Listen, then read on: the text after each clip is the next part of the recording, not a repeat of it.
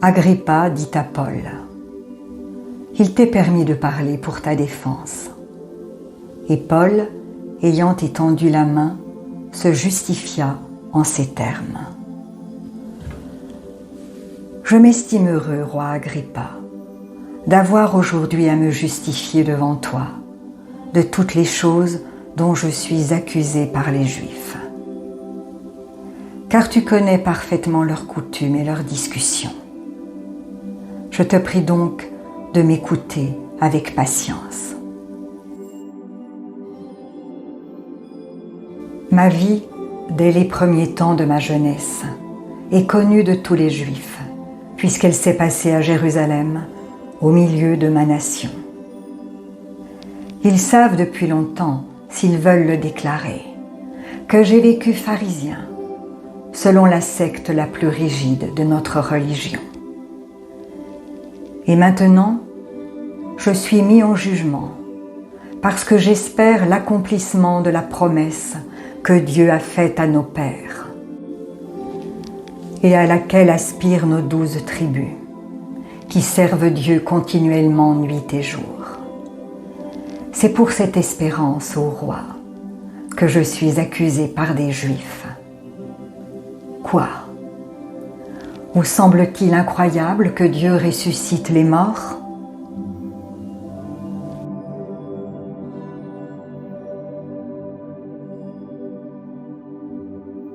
Pour moi, j'avais cru devoir agir vigoureusement contre le nom de Jésus de Nazareth. C'est ce que j'ai fait à Jérusalem. J'ai jeté en prison plusieurs des saints, ayant reçu ce pouvoir des principaux sacrificateurs. Et quand on les mettait à mort, je joignais mon suffrage à celui des autres. Je les ai souvent châtiés dans toutes les synagogues, et je les forçais à blasphémer. Dans mes excès de fureur contre eux, je les persécutais même jusque dans les villes étrangères.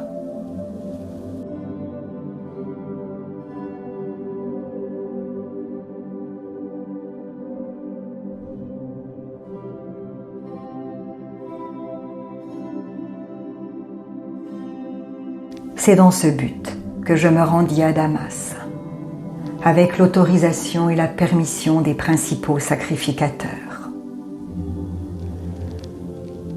Vers le milieu du jour, ô roi, je vis en chemin resplendir autour de moi et de mes compagnons une lumière venant du ciel et dont l'éclat surpassait celui du soleil. Nous tombâmes tous par terre, et j'entendis une voix qui me disait en langue hébraïque :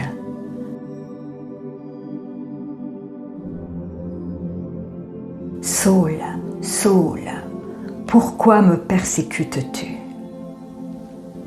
Il te serait dur de regimber contre les aiguillons. »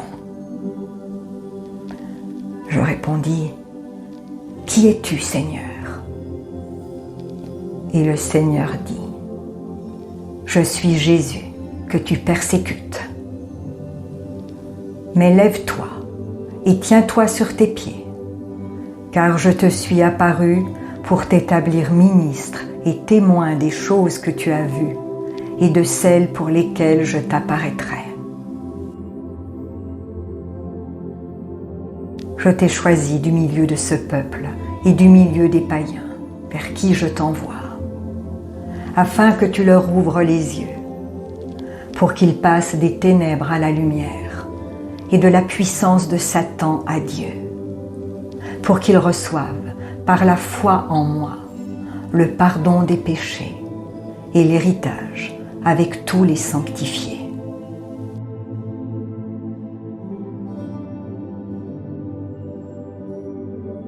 En conséquence, roi Agrippa, je n'ai pas résisté à la vision céleste. À ceux de Damas d'abord, puis à Jérusalem, dans toute la Judée, et chez les païens, j'ai prêché la repentance et la conversion à Dieu, avec la pratique d'œuvres dignes de la repentance.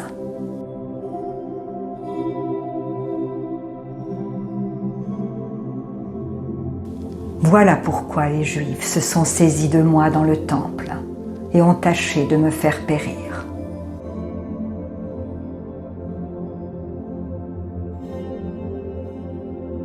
Mais grâce au secours de Dieu, j'ai subsisté jusqu'à ce jour, rendant témoignage devant les petits et les grands, sans m'écarter en rien de ce que les prophètes et Moïse ont déclaré devoir arriver.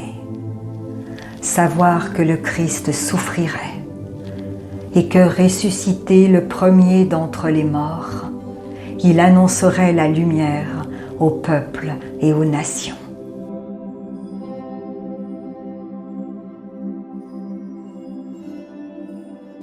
Comme il parlait ainsi pour sa justification, Festus dit à haute voix : « Tu es fou, Paul, ton grand savoir te fait déraisonner. »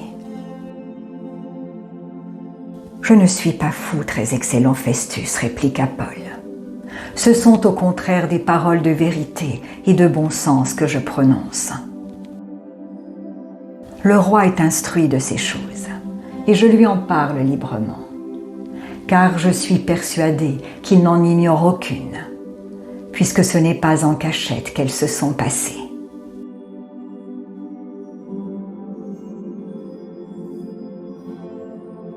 Crois-tu au prophète, roi Agrippa ? Je sais que tu y crois. Et Agrippa dit à Paul : Tu vas bientôt me persuader de devenir chrétien ? Paul répondit : Que ce soit bientôt ou que ce soit tard, plaise à Dieu que non seulement toi, mais encore tous ceux qui m'écoutent aujourd'hui, vous deveniez tels que je suis, à l'exception de ces liens.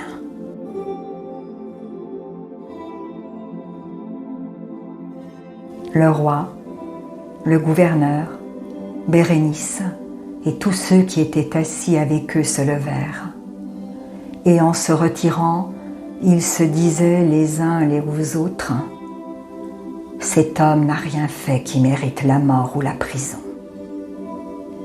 Et Agrippa dit à Festus : « Cet homme pouvait être relâché s'il n'en eût pas appelé à César. »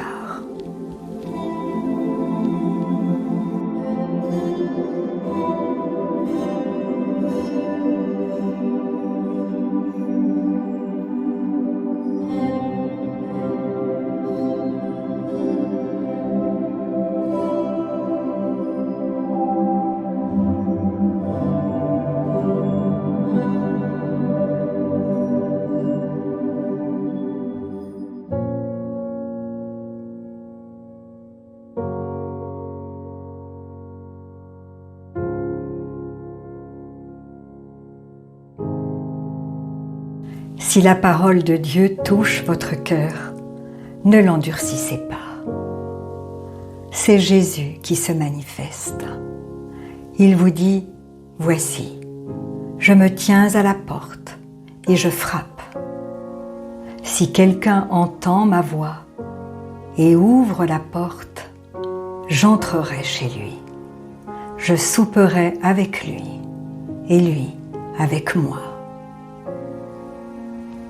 Alors, si vous n'avez pas encore fait de Jésus votre Sauveur et votre Seigneur personnel, vous pouvez maintenant le faire.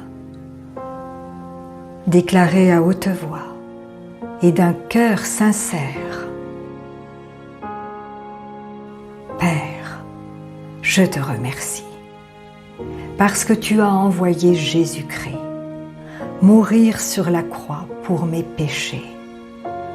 Et tu l'as ressuscité des morts. Je désire, du plus profond de mon cœur, recevoir ton pardon et être racheté par le sang de Jésus. Jésus, je t'accueille maintenant comme mon Sauveur et mon Seigneur. Je renonce désormais au péché et je veux te suivre tous les jours de ma vie. Au nom de Jésus. Amen. Si vous avez fait cette prière, dites-le nous simplement dans les commentaires. Nous prierons pour vous et nous nous réjouirons avec le ciel tout entier, car Jésus a dit « Il y a plus de joie dans le ciel pour un seul pécheur qui se repent que pour 99 justes qui n'ont pas besoin de repentance. » Puis continuez de vous fortifier et de vous purifier par la parole de Dieu. La foi vient, mais elle ne vient que d'une seule source, de ce que l'on entend de la parole de Christ. Demandez au Saint-Esprit de vous guider et de vous éclairer. Il vous conduira dans toute la vérité. Il vous équipera pour toutes les circonstances de votre vie. Vous verrez que peu à peu, il vous révélera ce que ne peuvent comprendre ceux qui ne s'attachent pas à la parole. Car l'homme naturel n'accepte pas ce qui vient de l'Esprit de Dieu. C'est une folie pour lui, et il est incapable de le comprendre, parce que c'est spirituellement qu'on en juge.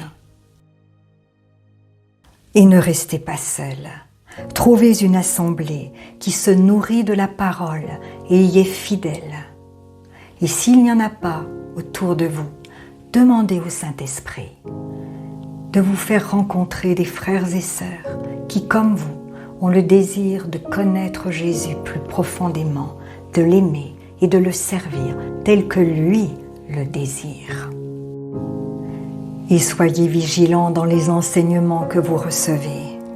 Car Jésus nous a avertis, plusieurs faux prophètes s'élèveront et ils séduiront beaucoup de gens. Et en toute chose, faites une confiance absolue au Seigneur et vous serez richement bénis.